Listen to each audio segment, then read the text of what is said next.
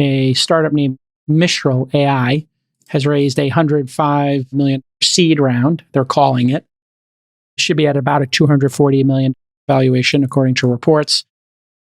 One of the co-founders is a DeepMind researcher. I guess people were saying this is insane because they haven't written any code yet, and they've been working on the company for a couple of weeks. Part of why these rounds are so big is, I guess, that you have to buy all these H100s, and they're expensive, and these rigs are very expensive. I mean, you guys saw this, that Nat Friedman basically published that he spent $75 million on a bunch of hardware, and if you were one of his portfolio companies, you could use it.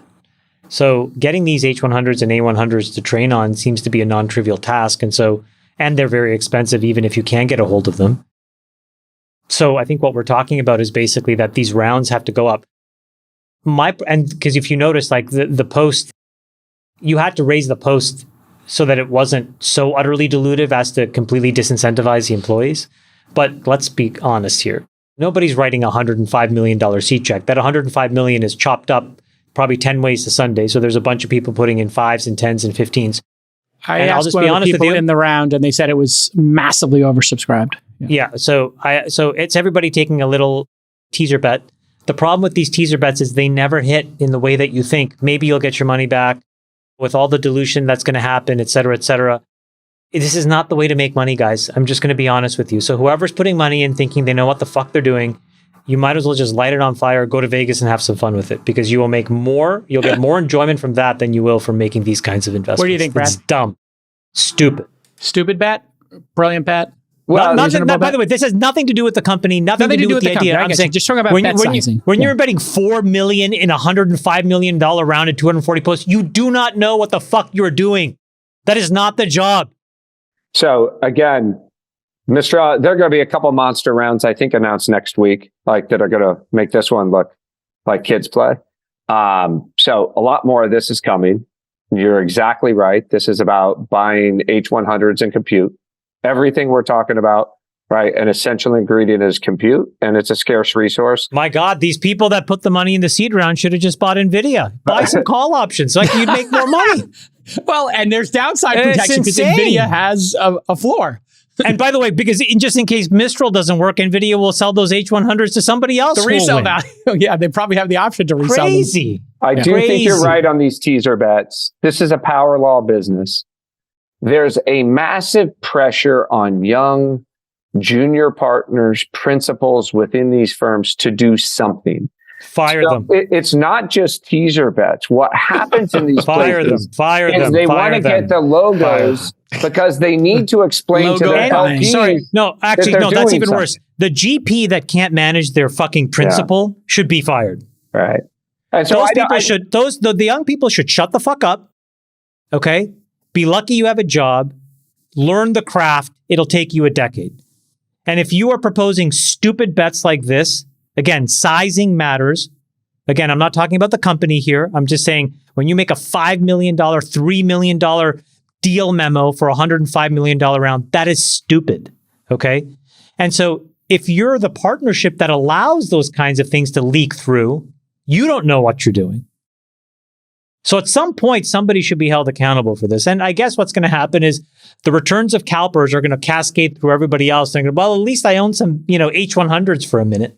So let me stipulate. I think this could. You want to take the other side, Brad, of that? No, this is just an incredible team that's going to do. This may turn out to be a fantastic bet for, I don't know, Lightspeed or whoever led this round. Let me say something different. In 1997, 98, we had a similar phenomenon. Everybody thought internet search was going to be huge. There was massive FOMO and chasing, and everybody scrambled to get a search logo. AltaVista, InfoSeek, Lycos, Go, Planetall, GeoCities. Just go through the list, that people were scrambling after. And the truth of the matter is almost all those companies went to zero, even though you got a couple bets right. You got the internet right. You got search right.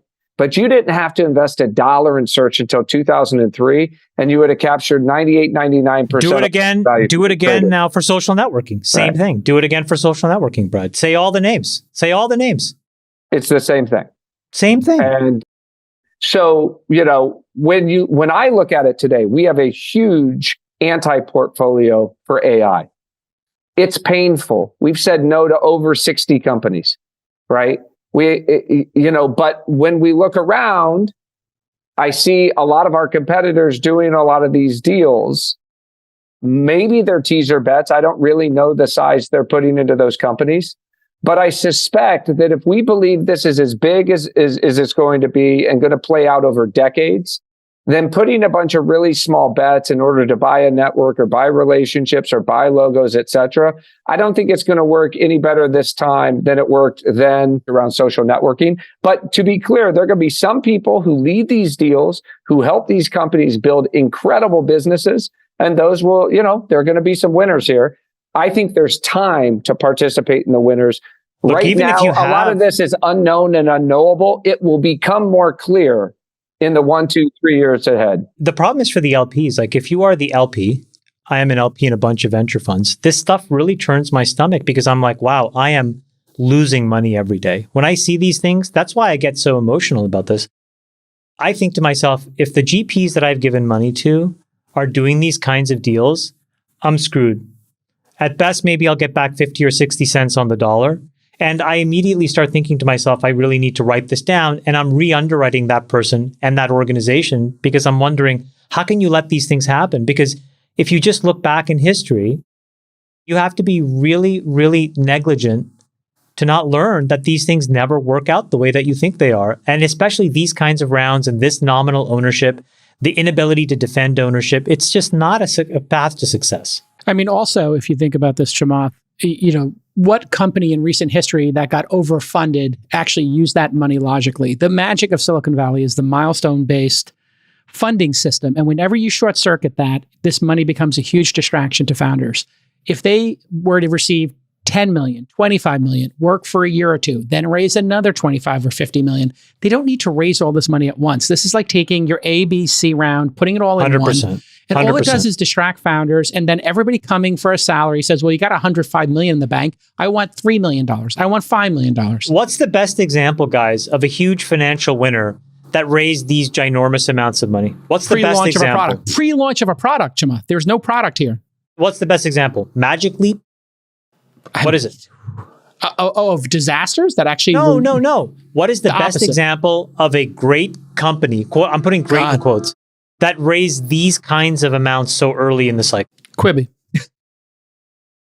No, Brad, do you have an example? No, what's made I think money? there are people who raised a lot of money over the life cycle, like an Uber. No, I'm not talking about that. We're talking 3 rounds Jason, at once. What was your first seed check into Uber? What was the total seed round? Tiny. I can tell you what Facebook's was. It was $500,000. It was 1.25, I think. Okay, Facebook's was $500,000. Yeah. We needed a lot of money later. But no, it's 5 million. Well, sorry, 500,000 safe at five posts. Here's it was another a $5 million valuation for Uber and 1.25, I think, went in. Yeah. Here's another thing. Everybody walks in, they say, well, I have to raise this much money.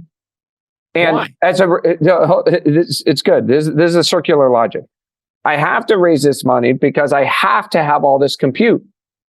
And I say, well, okay, you got to train it.